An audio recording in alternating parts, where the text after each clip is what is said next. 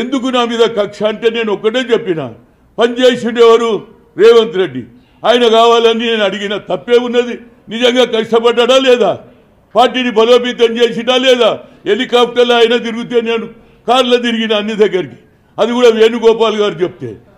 రాహుల్ గాంధీ కూడా న్యాయయాత్ర అంటున్నాడు, మన పార్టీలోనే మరి అన్యాయం జరుగుతుంటే దాని మీద కూడా రాహుల్ గాంధీ గారు గమనించాలి, తప్పనిసరిగా న్యాయం చేయాలి. రేపు జరగబోయే మరి సిసి మీటింగ్లో తప్పనిసరిగా నా పేరు వస్తే నేను తప్పనిసరిగా గెలుస్తాం.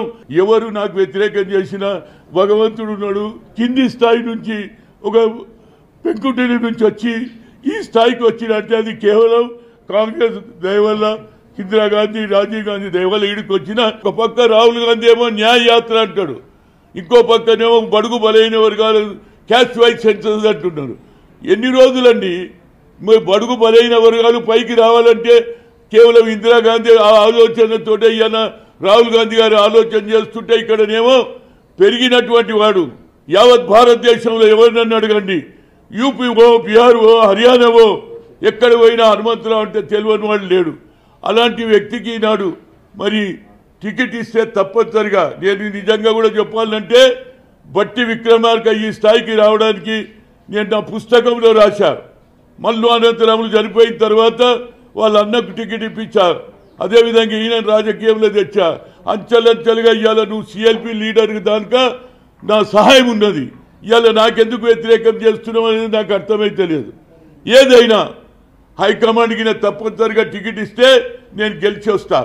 ఎందుకంటే నాకు ఒక ఆలోచన ఉన్నది, రాజీవ్ ఆలోచనను ఇంప్లిమెంట్ చేయాలి, ఖమ్మంలో గిరిజన ప్రాంతాన్ని అభివృద్ధి చేయాలని ఆలోచన ఉన్నది. కాబట్టి నేను అడుగుతున్నా, రేపు జరగబోయే దాంట్లో ఖమ్మం నేను తప్పనిసరిగా గెలుస్తాను. అక్కడ ప్రజలే అడుగుతున్నారు రా ఇవాళ బీసీలు, ఎందుకంటే 4 సీట్లు రిజర్వేషన్ పోయినాయి.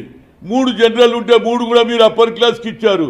అదేవిధంగా మొన్న రాజ్యసభ కూడా రేణుకా చౌదరికి ఇస్తే 4 అప్పర్ క్లాస్కి పోయినాయి. అంటే ఇక బీసీలు అవసరం లేదా? బీసీలు ఓట్లేసే మిషన్లమా? బీసీలకు న్యాయం జరగదా? మరి రాహుల్ గాంధీ ఏమో పొద్దున్న లేస్తే కులగని అంటున్నాడు, జిత్తున హిస్సేదారి ఉత్తి భాగీదారి అంటున్నాడు, ఎక్కడ పోయినా ఎక్స్రే అంటున్నాడు.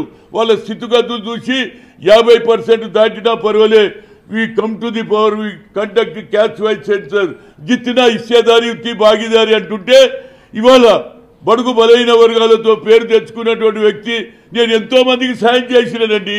ఇవాళ షర్మిల తిరుగుతున్నది, ఏది రాజశేఖర రెడ్డి కూతురు. రాజశేఖర రెడ్డి ఎవరు చేశారు? నేను చేసిన పిసిసి ప్రెసిడెంట్గా. 30 మంది ఎంపీలు వ్యతిరేకం చేశారు. వాళ్ళ నాయన మర్డరర్ అన్నారు. అనుకుంటున్నట్టే ఆయననే రమ్మన్నాడు. మళ్ళీ ఆయన ఎందుకు మార్పు వచ్చిందో తెలియదు. నేను బట్టికి అన్ని విధాలా సాయం చేసిన.